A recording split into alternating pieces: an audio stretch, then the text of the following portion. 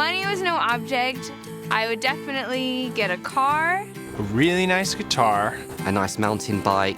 A nice computer. Nice house. A plane ticket to Fiji. Nice wardrobe full of clothes. I would travel. A jet. A first-class ticket to around the world. Technology, as much as I can find. I don't care what it is, all of it.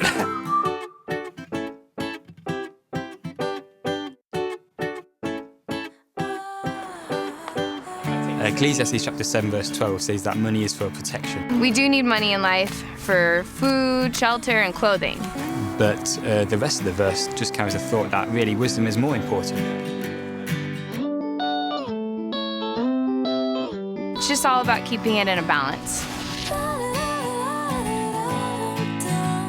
Spending uncontrollably is like driving blind because you don't know the consequences of your irrational spending. You really aren't even looking where you're going, and you could potentially be heading to a disaster. The Bible tells us to calculate the expense. So we have to watch our spending.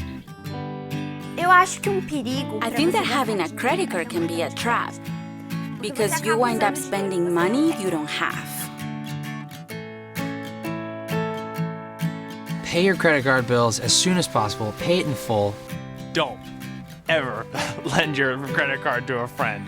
That's just asking for trouble. If you can just control your initial reaction, if you resist, when you finally get home, you can ask yourself, do I really need that?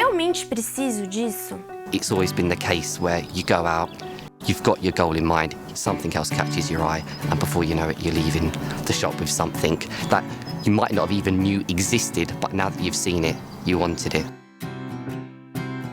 It's extremely important to learn how to manage money while you're still at home. If you left the house unprepared, it's like being thrown in the deep end of a pool and not knowing how to swim. Ultimately, you just drown. While you're at home, you have limited expenses, so that will allow you to focus on budgeting your funds. And then once you leave home, because you practice that while you're at home, when you have additional things to spend on, you're gonna be ready.